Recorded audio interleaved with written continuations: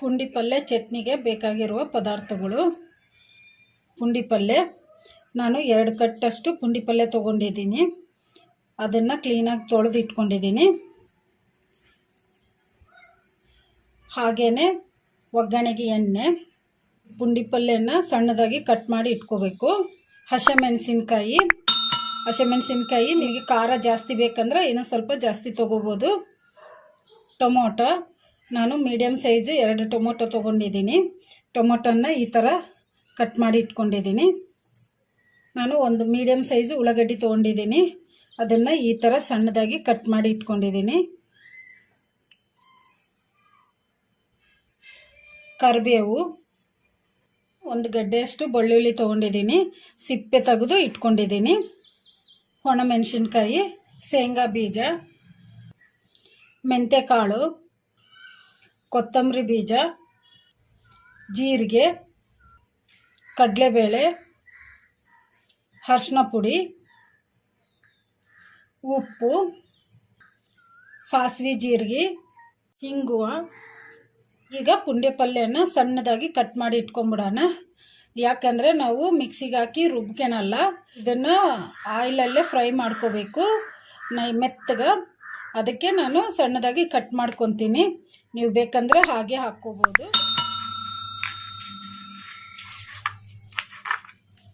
ಈ ಥರ ಸಣ್ಣದಾಗಿ ಕಟ್ ಮಾಡ್ಕೋಬೇಕು. ಎಲ್ಲ ಪುಂಡಿ ಪಲ್ಯನೂ ಈ ಥರ ಕಟ್ ಮಾಡಿ ಇಟ್ಕೊಂಬಿಡೋಣ.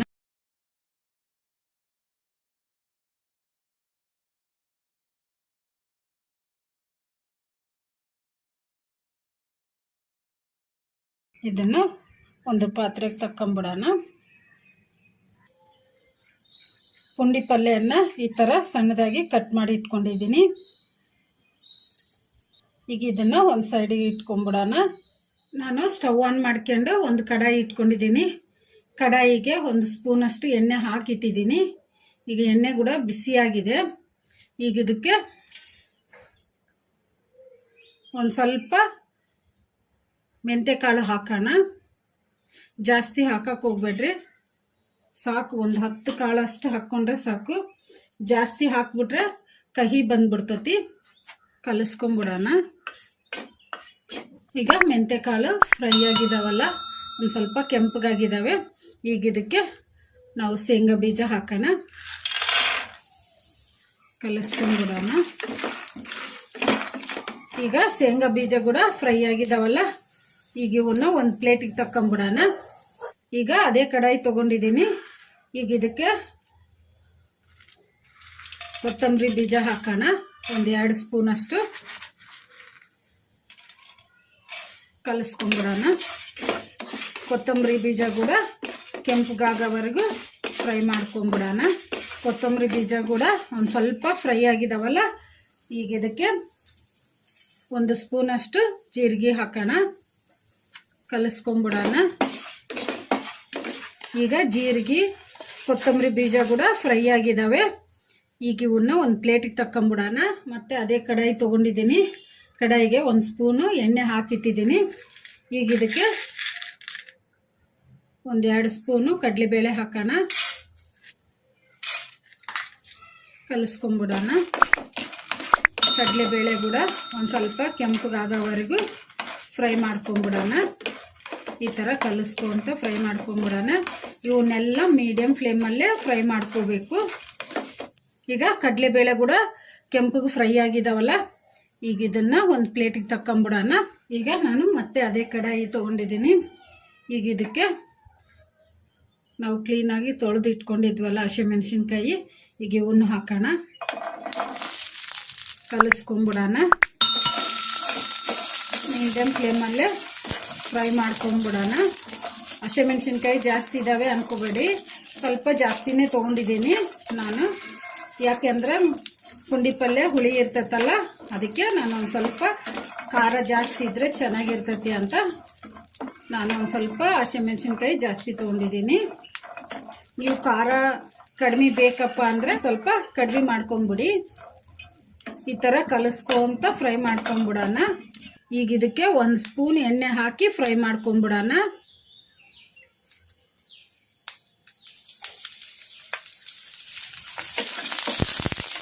ಇದನ್ನು ಮೀಡಿಯಮ್ ಫ್ಲೇಮಲ್ಲೇ ಫ್ರೈ ಮಾಡ್ಕೋಬೇಕು. ಈಗ ಹಸಿಮೆಣ್ಸಿನ್ಕಾಯಿ ಕೂಡ ಫ್ರೈ ಆಗಿದಾವಲ್ಲ, ಈಗ ಇವನ್ನು ಕೂಡ ಒಂದು ಪ್ಲೇಟಿಗೆ ತಕ್ಕೊಂಬಿಡೋಣ. ನಾನು ಮತ್ತೆ ಅದೇ ಕಡಾಯಿ ತೊಗೊಂಡಿದ್ದೀನಿ, ಅದಕ್ಕೆ 1 ಸ್ಪೂನಷ್ಟು ಎಣ್ಣೆ ಹಾಕಿಟ್ಟಿದ್ದೀನಿ. ಈಗ ಇದಕ್ಕೆ ನಾವು ಕಟ್ ಮಾಡಿ ಇಟ್ಕೊಂಡಿದ್ವಲ್ಲ ಟೊಮಾಟ, ಇವನ್ನು ಹಾಕೋಣ, ಕಲಿಸ್ಕೊಂಬಿಡೋಣ. Tomato ಮೆತ್ತಗಾಗೋವರೆಗೂ fry ಮಾಡ್ಕೊಂಬಿಡೋಣ. ಟೊಮಾಟನ್ನ ಈ ಥರ ಕಲಿಸ್ಕೊಂತ ಫ್ರೈ ಮಾಡ್ಕೋಬೇಕು ಮೀಡಿಯಮ್ ಫ್ಲೇಮಲ್ಲಿ ಮೆತ್ತಗಾಗೋವರೆಗೂ. ಈಗ ಟೊಮಾಟೊ ಕೂಡ ಮೆತ್ತಗಾಗಿದ್ದಾವಲ್ಲ, ಫ್ರೈ ಆಗಿದ್ದಾವೆ. ಈಗ ಇದಕ್ಕೆ ಒಂದು ಸ್ವಲ್ಪ ಬೆಳ್ಳುಳ್ಳಿ ಹಾಕೋಣ. ಈ ಥರ ಕಲಿಸ್ಕೊಂತ 1 ನಿಮಿಷ ಫ್ರೈ ಮಾಡ್ಕೊಂಬಿಡೋಣ. ಪುಂಡಿ ಪಲ್ಯ ಚಟ್ನಿಗೆ ಟೊಮಾಟೊ ಹಾಕಿ ಅಂತ ನೀವು ಅಂದ್ಕೋಬೋದು. ಪುಂಡಿ ಪಲ್ಯ ಹುಳಿ ಇದ್ದರೂ ಕೂಡ ಟೊಮೊಟೊ ಹಾಕಿದರೆ ಟೇಸ್ಟ್ ಚೆನ್ನಾಗಿರುತ್ತೆ, ಅದಕ್ಕೆ ನಾನು ಟೊಮೊಟೊ ಹಾಕ್ತಿದ್ದೀನಿ. ಸಣ್ಣ ಮೀಡಿಯಮ್ ಸೈಜು 2 ಟೊಮೊಟೊ ಅಷ್ಟೇ ಹಾಕ್ಕೊಂಡಿರೋದು, ನಾನು ಜಾಸ್ತಿ ಹಾಕಿಲ್ಲ. ಟೊಮೊಟೊ ಹಾಕ್ಕೊಂಡ್ರೆ ತುಂಬ ಟೇಸ್ಟಿಯಾಗಿರುತ್ತೆ, ಅದಕ್ಕೆ ನಾನು ಟೊಮೊಟೊ ಹಾಕಿದ್ದೀನಿ. ನೀವು ಬೇಡ ಅಂದರೆ ಸ್ಕಿಪ್ ಮಾಡ್ಕೋಬೋದು. ಈಗ ಟೊಮೊಟೊ ಕೂಡ ಫ್ರೈ ಆಗಿದಾವಲ್ಲ, ಈಗ ಇವನ್ನ ಒಂದು ಪ್ಲೇಟಿಗೆ ತಕ್ಕೊಂಬಿಡೋಣ. ಈಗ ನಾನು ಮತ್ತೆ ಅದೇ ಕಡಾಯಿ ತೊಗೊಂಡಿದ್ದೀನಿ, ಅದಕ್ಕೆ 1-2 ಸ್ಪೂನಷ್ಟು ಎಣ್ಣೆ ಹಾಕಿಟ್ಟಿದ್ದೀನಿ. ಈಗ ಇದಕ್ಕೆ ನಾವು ಕಟ್ ಮಾಡಿ ಇಟ್ಕೊಂಡಿದ್ವಲ್ಲ ಪುಂಡಿ ಪಲ್ಯ, ಈಗ ಇದನ್ನು ಹಾಕಿ ಫ್ರೈ ಮಾಡ್ಕೊಂಬಿಡೋಣ.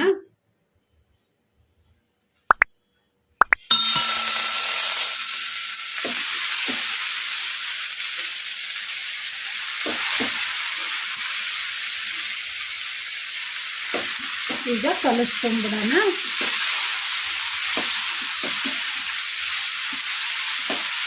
ನೋಡೋಕ್ಕೆ ಇಷ್ಟಕ್ಕೊಂದು ಕಾಣಿಸ್ತೈತಿ ಪುಂಡಿ ಪಲ್ಯ, ಫ್ರೈ ಆದರೆ ಒಂದು ಸ್ವಲ್ಪ ಆಗುತ್ತೆ. ಇದನ್ನು ಮೀಡಿಯಮ್ ಫ್ಲೇಮಲ್ಲೇ ಫ್ರೈ ಮಾಡ್ಕೊಂಬಿಡೋಣ ಮೆತ್ತಗೆ.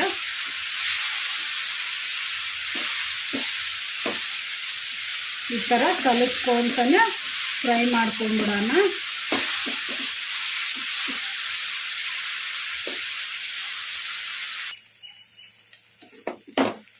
ಈ ಥರ ಕಲಿಸ್ಕೊಂತ ಫ್ರೈ ಮಾಡ್ಕೋಬೇಕು ಮೆತ್ತಗೆ.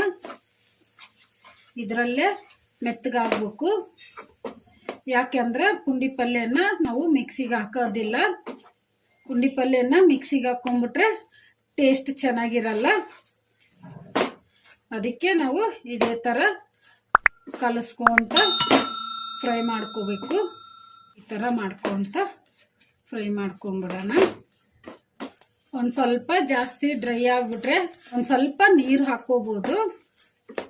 ಪುಂಡಿ ಪಲ್ಯ ಜಾಸ್ತಿ ಡ್ರೈ ಆಗ್ತಿದೆ ಅಲ್ಲ, ಅದಕ್ಕೆ ಒಂದು ಸ್ವಲ್ಪ ನೀರು ಹಾಕ್ತೀನಿ.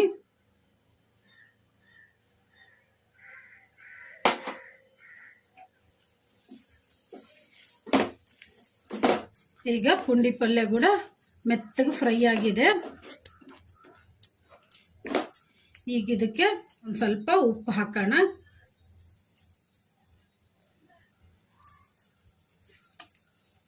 ಕಲಿಸ್ಕೊಂಬಿಡೋಣ. ಈಗ ಕಲಿಸ್ಕೊಂಬಿಟ್ಟಿವಲ್ಲ, ಈಗ ಪುಂಡಿ ಪಲ್ಯ ಕೂಡ ಮೆತ್ತಗೆ ಕುದ್ದುಬಿಟ್ಟಿದೆ. ಸ್ಟವ್ ಆಫ್ ಮಾಡಿಕೊಂಡು ಒಂದು ಸೈಡಿಗೆ ಇಟ್ಕೊಂಬಿಡೋಣ. ನಾವು ಎಲ್ಲವನ್ನು ಫ್ರೈ ಮಾಡಿ ಇಟ್ಕೊಂಡಿದ್ವಲ್ಲ, ಈಗ ಇವನ್ನ ಮಿಕ್ಸಿಗೆ ಹಾಕ್ಕೊಂಬಿಡೋಣ.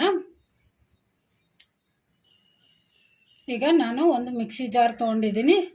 ಈಗ ಇದಕ್ಕೆ ನಾವು ಫ್ರೈ ಮಾಡಿ ಇಟ್ಕೊಂಡಿದ್ವಲ್ಲ ಎಲ್ಲವೂ, ಈಗ ಇವನ್ನ ಹಾಕೋಣ. ಈಗ ಇವನ್ನ ಮಿಕ್ಸಿ ಮಾಡ್ಕೊಂಬಿಡೋಣ.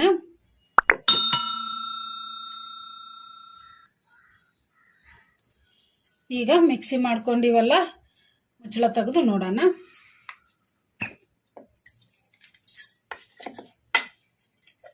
ಈ ಥರ ಮಿಕ್ಸಿ ಮಾಡ್ಕೋಬೇಕು ತರಿಯಾಗಿ. ಈಗ ಇದಕ್ಕೆ ನಾವು ಫ್ರೈ ಮಾಡಿ ಇಟ್ಕೊಂಡಿದ್ವಲ್ಲ ಹಸಿಮೆಣಸಿನ್ಕಾಯಿ, ಟೊಮೊಟೊ, ಬೆಳ್ಳುಳ್ಳಿ ಇವನ್ನ ಹಾಕೋಣ ಮಿಕ್ಸಿ ಜಾರಿಗೆ. ಈಗ ಎಲ್ಲವನ್ನು ಮಿಕ್ಸಿ ಜಾರಿಗೆ ಹಾಕ್ಕೊಂಡ್ಬಿಟ್ಟಿವಲ್ಲ, ಈಗ ಇದಕ್ಕೆ ರುಚಿಗೆ ಎಷ್ಟು ಬೇಕಷ್ಟು ಉಪ್ಪು ಹಾಕೋಣ. ಆಲ್ರೆಡಿ ನಾನು ಪುಂಡಿ ಪಲ್ಲೆಯಲ್ಲೇ ಹಾಕಿದ್ದೀನಿ ಒಂದು ಸ್ವಲ್ಪ. ಈಗ ಹಸಿಮೆಣಸಿನ್ಕಾಯಲ್ಲಿ ಹಾಕ್ತಿದ್ದೀನಿ ಒಂದು ಸ್ವಲ್ಪ. ನಾನು ಸಣ್ಣ ಸ್ಪೂನಷ್ಟು ಹಾಕಿದ್ದೀನಿ. ನೀವು ಟೇಸ್ಟ್ ನೋಡ್ಕೊಂಡು ಹಾಕ್ಕೋಬೋದು. ಮಿಕ್ಸಿ ಮಾಡ್ಕೋಬೇಕಾದ್ರೆ ಚಟ್ನಿ ಗಟ್ಟಿ ಆದರೆ ಒಂದು ಸ್ವಲ್ಪ ಬಿಸಿನೀರು ಹಾಕ್ಕೊಂಡು ಮತ್ತೆ ಮಿಕ್ಸಿ ಮಾಡ್ಕೋಬೋದು.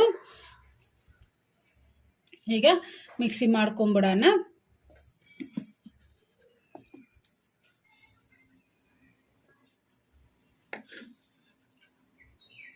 ಒಂದು ಸ್ವಲ್ಪ ಗಟ್ಟಿಯಾಗಿದೆ ಅಲ್ಲ ಚಟ್ನಿ. ಈಗ ಇದಕ್ಕೆ ಒಂದು ಸ್ವಲ್ಪ ನೀರು ಹಾಕ್ಕೊಂಬಿಡೋಣ, ಬಿಸಿನೀರು. ನಾನು ಒಂದು ಸ್ವಲ್ಪ ಹಾಕ್ತಿದ್ದೀನಿ ಬಿಸಿನೀರು, ಜಾಸ್ತಿ ಹಾಕ್ತಿಲ್ಲ. ಈಗ ಮಿಕ್ಸಿ ಮಾಡ್ಕೊಂಬಿಡೋಣ.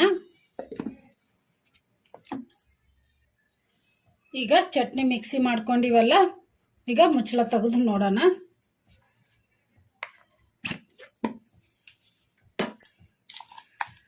ಈ ಥರ ತರಿಯಾಗಿ ಮಿಕ್ಸಿ ಮಾಡ್ಕೋಬೇಕು.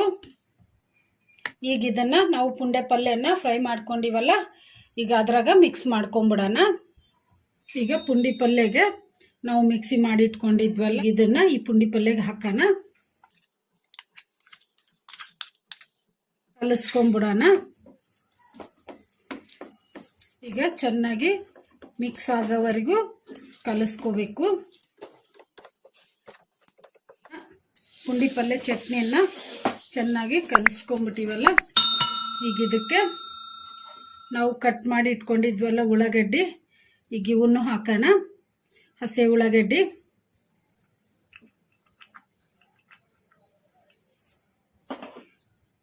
ಕಲಿಸ್ಕೊಂಬಿಡೋಣ. ನೀವು ಬೇಕಂದರೆ ಹಸಿ ಉಳ್ಳಾಗಡ್ಡಿ ಹಾಕ್ಕೋಬೋದು, ಇಲ್ಲ ಅಂದರೆ ಸ್ಕಿಪ್ ಮಾಡ್ಕೋಬೋದು. ಹಸಿ ಉಳ್ಳಾಗಡ್ಡಿ ಹಾಕಿದರೆ ತುಂಬ ಟೇಸ್ಟಿಯಾಗಿರುತ್ತೆ. ಚಟ್ನಿಗೆ ಉಳ್ಳಾಗಡ್ಡಿಯನ್ನು ಕೂಡ ಕಲಿಸ್ಕೊಂಬಿಟ್ಟಿವಲ್ಲ, ಈಗ ಇದನ್ನು ಒಂದು ಸೈಡಿಗೆ ಇಟ್ಕೊಂಡು ಈಗ ಈ ಚಟ್ನಿಗೆ ಒಗ್ಗರಣೆ ಹಾಕ್ಕೊಂಬಿಡೋಣ. ನಾನು ಸ್ಟವ್ ಆನ್ ಮಾಡ್ಕೊಂಡು ಒಂದು ಸಣ್ಣ ಕಡಾಯಿ ಇಟ್ಕೊಂಡಿದ್ದೀನಿ. ಕಡಾಯಿಗೆ ಒಂದು 3 ಸ್ಪೂನಷ್ಟು ಎಣ್ಣೆ ಹಾಕಿಟ್ಟಿದ್ದೀನಿ. ಈಗ ಎಣ್ಣೆ ಕೂಡ ಬಿಸಿಯಾಗಿದೆ. ಈಗ ಇದಕ್ಕೆ ಒಂದು ಸ್ಪೂನಷ್ಟು ಸಾಸಿವೆ ಜೀರಿಗೆ ಹಾಕೋಣ, ಕಲಿಸ್ಕೊಂಬಿಡೋಣ. ಸಾಸಿವೆ ಜೀರಿಗೆ ಚಟ್ಪಟ ಅಂದಿದಾವಲ್ಲ, ಈಗ ಇದಕ್ಕೆ ಒಂದು ಸ್ಪೂನಷ್ಟು ಕಡಲೆಬೇಳೆ ಹಾಕೋಣ, ಒಂದು ಸ್ಪೂನಷ್ಟು ಉದ್ದಿನಬೇಳೆ ಹಾಕೋಣ, ಕಲಿಸ್ಕೊಂಬಿಡೋಣ. ಇವನ್ನೆಲ್ಲ ಮೀಡಿಯಮ್ ಫ್ಲೇಮಲ್ಲೇ ಕೆಂಪಗಾಗೋ ಥರ ಫ್ರೈ ಮಾಡ್ಕೋಬೇಕು. ಈಗ ಕಡಲೆಬೇಳೆ ಉದ್ದಿನಬೇಳೆ ಕೂಡ ಕೆಂಪಗಾಗಿದ್ದಾವಲ್ಲ, ಈಗ ಇದಕ್ಕೆ ನಾನು ಒಂದು ಸ್ವಲ್ಪ ಬೆಳ್ಳುಳ್ಳಿ ತೊಗೊಂಡಿದ್ದೀನಿ, ಅವನ್ನ ಸಿಪ್ಪೆ ಸುಲಿದು ಜಜ್ಜಿ ಇಟ್ಕೊಂಡಿದ್ದೀನಿ. ಈಗ ಇವನ್ನ ಹಾಕೋಣ, ಕಲಿಸ್ಕೊಂಬಿಡೋಣ. ಮೀಡಿಯಮ್ ಫ್ಲೇಮಲ್ಲೇ ಫ್ರೈ ಮಾಡ್ಕೋಬೇಕು ಒಗ್ಗರಣೆನ. ಈಗ ಬೆಳ್ಳುಳ್ಳಿ ಕೂಡ ಜಾಸ್ತಿ ಕೆಂಪಗಾಗೋದು ಬೇಡ. ಈಗ ಇದಕ್ಕೆ ಒಣಮೆಣಸಿನ್ಕಾಯಿ ಹಾಕೋಣ, ಕಲಿಸ್ಕೊಂಬಿಡೋಣ. ಈಗ ಸ್ಟವ್ ಆಫ್ ಮಾಡ್ಕೊಂಡು ಕರಿಬೇವು ಹಾಕೋಣ, ಕಲಿಸ್ಕೊಂಬಿಡೋಣ. ಈಗ ಇದಕ್ಕೆ ಒಂದು ಸ್ವಲ್ಪ ಅರಿಶಿನ ಪುಡಿ ಹಾಕೋಣ, ಒಂದು ಅರ್ಧ ಸ್ಪೂನಷ್ಟು, ಕಲಿಸ್ಕೊಂಬಿಡೋಣ.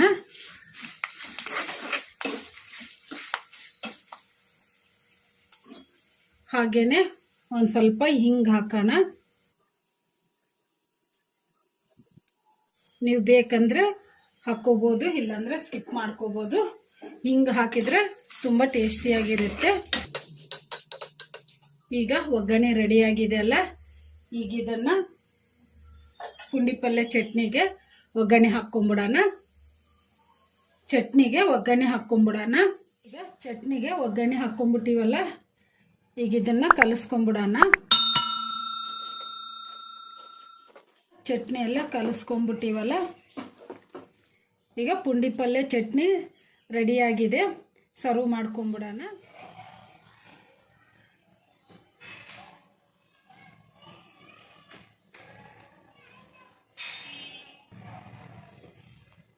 ಈಗ ರೆಡಿಯಾಗಿದೆ ಪುಂಡಿ ಪಲ್ಯ ಚಟ್ನಿ. ಈಗ ಇದನ್ನು ಅನ್ನದ ಜೊತೆಗಾಗಲಿ ಜೋಳದ ರೊಟ್ಟಿ ಜೊತೆಗಾಗಲಿ ತಿಂದರೆ ತುಂಬ ಟೇಸ್ಟಿಯಾಗಿರುತ್ತೆ. ಅನ್ನದ ಜೊತೆಗೆ ತುಪ್ಪ ಹಾಕ್ಕೊಂಡು ತಿಂದರೆ ತುಂಬ ಟೇಸ್ಟಿಯಾಗಿರುತ್ತೆ. ನೀವು ಟ್ರೈ ಮಾಡಿ, ಮನೆಯಲ್ಲಿ ಎಲ್ಲರೂ ಇಷ್ಟಪಡ್ತಾರೆ.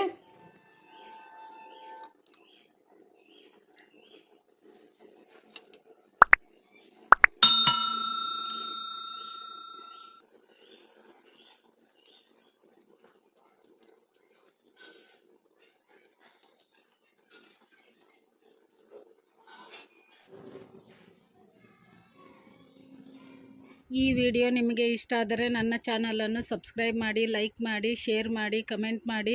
ಸಬ್ಸ್ಕ್ರೈಬ್ ಬಟನ್ ಪಕ್ಕ ಬೆಲ್ ಬಟನ್ ಇರುತ್ತೆ, ಅದನ್ನು ಪ್ರೆಸ್ ಮಾಡಿ. ನಾನು ಯಾವುದೇ ಒಂದು ಹೊಸ ವಿಡಿಯೋ ಮಾಡಿದರೂ ನಿಮಗೆ ನೋಟಿಫಿಕೇಷನ್ ಬರುತ್ತೆ. Thank you for watching.